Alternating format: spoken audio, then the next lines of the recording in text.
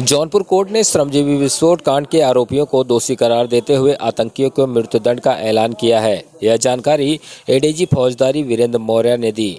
उन्होंने बताया कि 28 जुलाई 2005 को श्रमजीवी विस्फोट कांड हुआ था। दोनों पक्षों की बहस काफ़ी समय पूर्व ही समाप्त हो चुकी थी। अपर सत्र न्यायाधीश प्रथम राजेश राय की कोर्ट ने बुधवार को ट्रेन में बम रखने का आरोपी हिलाल उर्फ हिलालुद्दीन निवासी बांग्लादेश और विस्फोट कांड में सहयोग का आरोपी नफीकुल विश्वास को दोषी मानते हुए मृत्युदंड का ऐलान किया है और साथ ही साथ 5-5 लाख रुपए का जुर्माना भी लगाया है।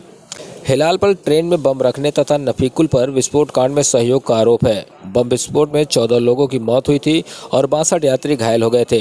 इस मामले में ट्रेन में बम रखने वाले बांग्लादेशी आतंकी रोनी उर्फ आलमगीर को 30 जुलाई 2016 को तथा षड्यंत्र करने वाले आतंकी उबैदुर रहमान को 31 अगस्त 2016 को अपर सत्र न्यायाधीश बुधिराम यादव ने मृत्युदंड की सजा सुनाया था।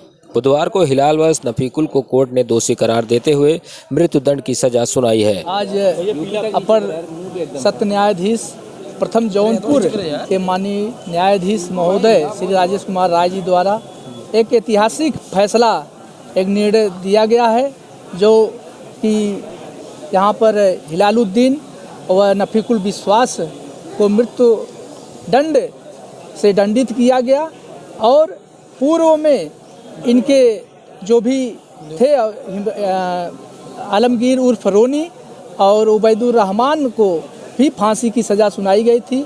आज उसी में जो है अपने जज साहब के द्वारा फैसला दिया गया मृत्युदंड की और इसके साथ साथ 22 दिसंबर को ये इनको दोष सिद्ध किया गया था माननीय न्यायालय द्वारा और कल सज़ा के बिंदु पर बहस की सुनवाई हुई। उसमें मेरे द्वारा अपील किया गया था कि ये हिलालुद्दीन और नफीकुल विश्वास को ये मृत्युदंड की सज़ा विरल से विरलतम दिया जाए और संसद भवन के हमले की हवाला देते हुए मैंने अपील किया था कि संसद भवन की हमला में 9 और मरे थे और 16 लोग उसमें जो है घायल हुए थे। लेकिन अपने इस श्रमजीवी बम विस्फोट कांड में जो आज चर्चित ये घटना का आज निर्णय आया, उसमें जो है 14 लोगों की मृत्यु हुई थी और उसमें 62 लोग गंभीर रूप से घायल हुए थे। आज उसमें अपने जज साहब के द्वारा यह फांसी की सज़ा यानी मृत्युदंड की सज़ा सुनाई गई और कुल कितने गवाह इसमें अभी तक आए थे पेश किए गए? कुल अभियोजन पक्ष की तरफ से 43 गवाह जो है पेश किए गए थे, परीक्षित कराए गए थे और 2 डिफेंस एविडेंस में थे, एक कोर्ट भी एविडेंस के रूप में थे। इस प्रकार से सजा में कुल क्या फाइनल निकला, सब मिला के कितना मृत्युदंड, क्या मृत्युदंड है, कितनी सजा हुई?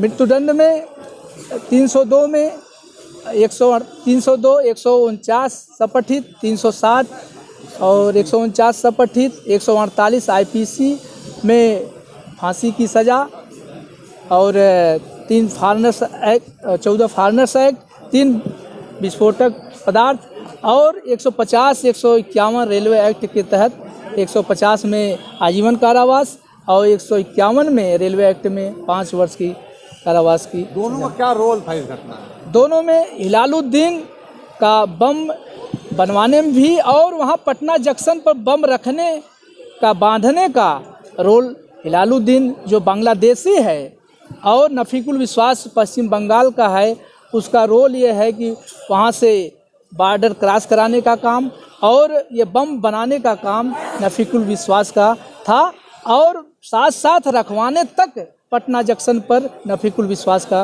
रोल रहा है। आरोपियों को कोई सीमा दी गई है कि उच्च न्यायालय में वो अपील करें, कोई समय सीमा दिया गया है? अथॉरिटी में जाएंगे क्या? अब वो उनके ऊपर है, वो अपना अपील करेंगे, उनका अधिकार है। सजा सुनने के बाद क्या हालत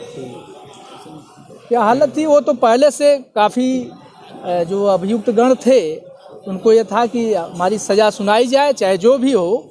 वो चूँकि काफ़ी दिन से वो जेल में बंद हैं और उनकी इच्छा थी कि जो भी निर्णय माननीय न्यायालय द्वारा दिया जाएगा वो हमें मान्य है।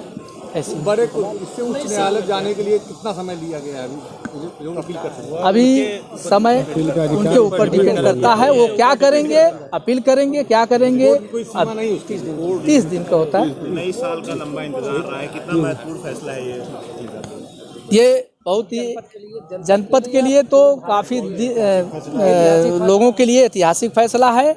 और वो जो 14 लोगों की मृत्यु हुई है, वो 62 लोग जो घायल हुए हैं, आज उनको, उनके परिवार को अपार खुशी होगी और न्याय पर उनका भरोसा होगा कि देर से ही लेकिन न्याय मिला। Virendra Pratap Maurya, ADGC criminal, ADJ first court Jaunpur.